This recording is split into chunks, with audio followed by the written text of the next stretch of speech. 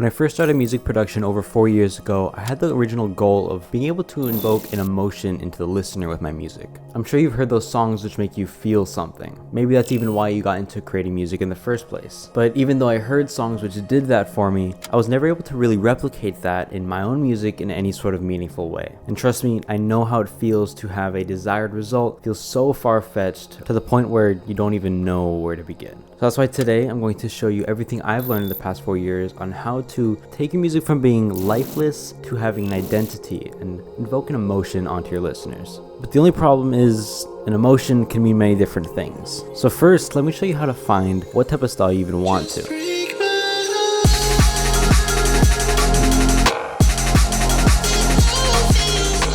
So the first step to making your music invoke a strong emotion is knowing what emotion you want to convey. And the truth is, this is a very long process, especially if you're trying to dial down what type of style you personally like. Specifically, if you want to be one of those artists that has a very defined style, the best way to do it is by looking at other songs that have the type of emotion you want to convey and almost stealing like an artist, you could say. I'm going to give you a direct, specific example on how to do this, but of course there's many ways to do this specifically for your songs. Don't just copy what I'm doing here, do it in your own way. This is one of my more recent songs. It's called Running. So first, just listen to this song and I'm going to show you where I got the inspiration from and how I was able to capture the emotion I was looking for.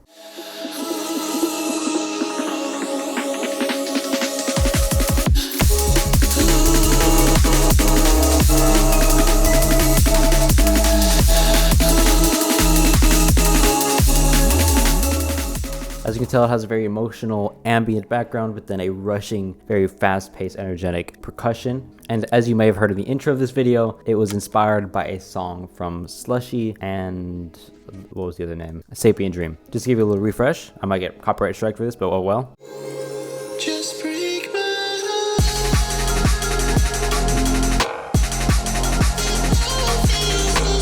So this is one of those songs that really got me like in the zone, if you know what I mean. So I wanted to replicate that style. And it doesn't mean exactly copying and pasting the things in the song, but what it means is taking the inspiration and taking certain elements. So for example, the pianos and ambient bass of the song with the rushing percussion and fast-paced aim breaks, and then of course vocals. Those are the three elements of this song. So I had that in the back of my mind when I was making this song. From the vocal, which matched what I was looking for, had piano, which doesn't sound exactly like the one in the song, of course, but it still has the type of emotion I was looking for.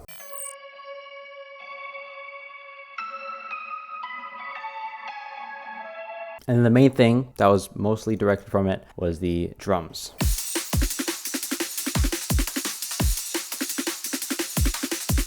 So that's a very big overview on how I just grabbed inspiration and implemented my own song. Let me go into more of a specific small thing that you should be looking for in music. When listening to music, you might listen to certain songs. Maybe the whole thing is not what you're looking for, but they have little elements that you really enjoyed. One example for me was this song by Andrew Huang. You might have heard of him. And the song Burst Generator. How do I even describe this song? Like electronic, very analog, all these textures and interesting things. But this is what I really liked.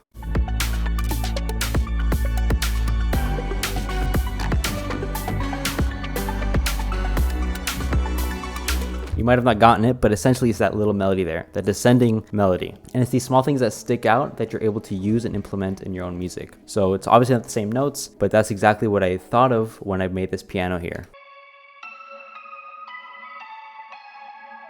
Completely twisted it into my own style and my own way for this song, but that's just one example on how to basically steal like an artist. Now sometimes you will know what type of emotion you want to convey in certain songs, but it's sometimes very hard to even start when you don't know what notes to press, what type of chords to use, etc. In this video I'm not going into in-depth music theory because I don't really have that expertise, but one thing that's helped me a lot is actually looking at what key certain songs are in that I like the vibe of. As I've listened to songs, searched up their keys, made my own songs, and realized what keys I like to use, I ended up settling with using minor keys, which I think capture the type of emotion I like to go for most of the time. And then specific notes like C sharp minor is one I enjoy. E and E flat minor as well are ones I like to use. Of course, there's exceptions to the rule. And as you grow over time, you're just going to notice that certain notes sound better. So for example, in the piano roll, I like using notes that are right next to each other a lot of the times because it has like kind of this tension and just a little bit of an emotion that I personally like to put in my music. So you'll notice, especially especially right here, is these two notes which are right next to each other, only one semitone away from each other, and then these two notes on the end of it are also two semitones away from each other. So these are close, then it goes all the way down here, and then close again.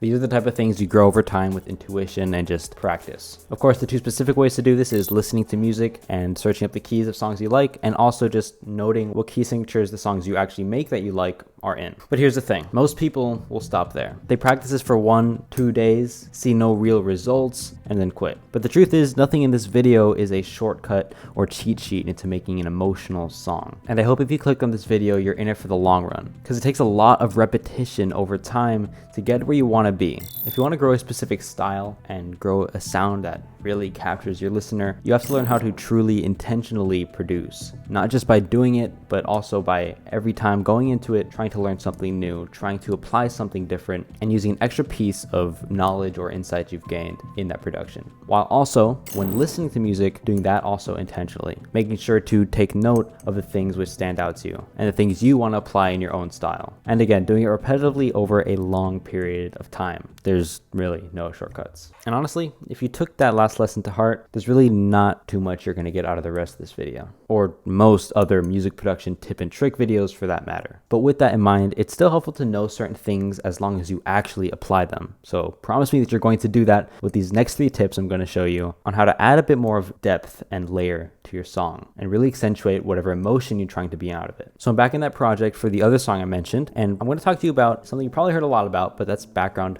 ambiances. The thing is, most of the emotion and soul character of the song is in the mids. That's where the melodies are, that's where the vocals usually are, and that's also where you want to fill up with ambiances, usually to really set the base for the sort of vibe you want to capture in that song. In this specific example, I have this certain sound here.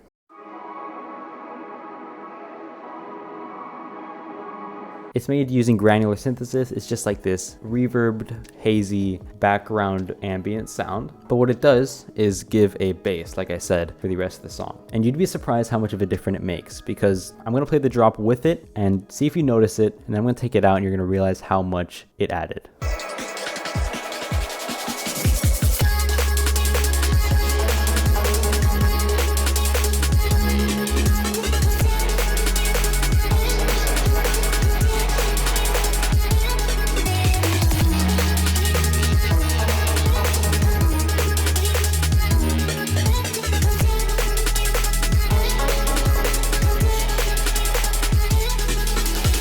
It's almost like you didn't even know it was there until it was gone. And there's so many different ways to use this technique, whether it's with a melody in the background playing some sort of chords, whether it's an ambient sound like this, whether it's a vocal, literally anything. This isn't really scientifically proven, but I believe humans in general are more attracted to vocals and the human voice in music. And even though we're making electronic music here, which a lot of the time doesn't really have vocals, I think it's very important to, in some way, incorporate vocals or some sort of voice, anything in the background or in the forefront into your songs. And that's something that can really accentuate the emotion you're trying to bring out. Of course, in this song, you heard that main vocal. It's just a vocal chop. It keeps it with a rhythm. It doesn't really have it's not an acapella, of course, but it still uses the voice. And the background sound here, also a vocal. But of course, using it in a very different way than you normally would. And just, if you're curious, this was originally this. I swear I've heard this in a song before, so if you know what song this is from, let me know. But it's not only this song that I did that, I also did that in the other song. Of course, the main idea of this was that main vocal.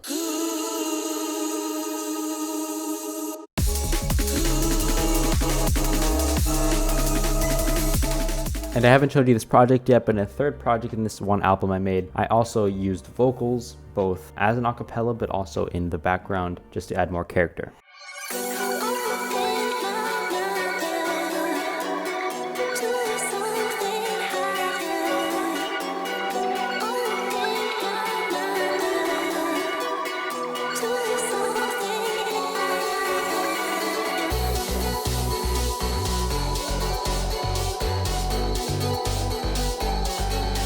Notice I used the acapella, but I couldn't just repeat it over the whole thing, so I also made sure I kept the vocal going in the other sections, just as this little blip that happens in every beat. So my camera actually cut out, so this is a different day recording this, but just to continue on that thought, I also brought these vocals back into the second part of the drop.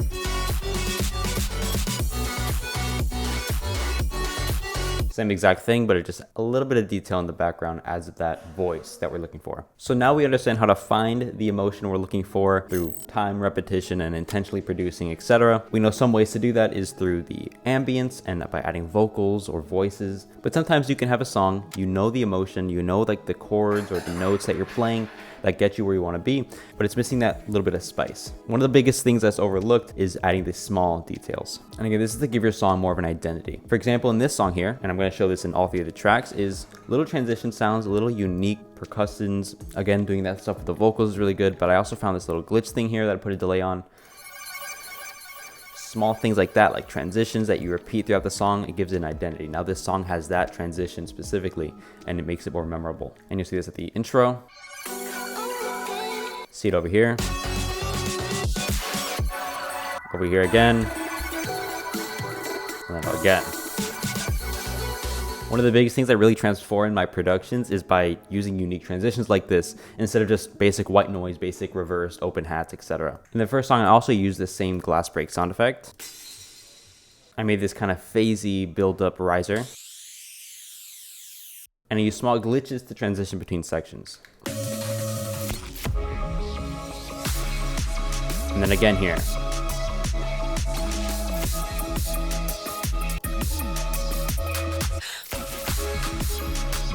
Basically just finding sounds that really resonate with the type of style and emotion you want to go for and using it and refining it over time. Again, going to be a long process. So in conclusion, we found the type of emotion we want to go for by listening to music intentionally and finding what type of elements, little pockets we enjoy. We found notes that resonate with us. We found key signatures that resonate with us that we'd like to use. And then we did so consistently over time, refining that style over a long period of time. And then we also use vocals to accentuate emotions. We use ambiances in the background to set the scene, create a foundation for our tracks. And we added these small little details, transitions, effects to create an identity and really accentuate the type of goal we're going for in each track. There's a lot more things you can do. And of course, it's very situational. Make sure you're doing this for your track specifically, understanding what type of thing you're going for, because obviously I'm just showing you what worked for me and the type of style I've been learning for. And of course, I'm still learning and improving as I go. I'm just teaching you what I've learned in the past 4 years. So with that said, join the Discord. That's about it for this video. I have one working on very soon. Check out the album if you enjoyed the songs here,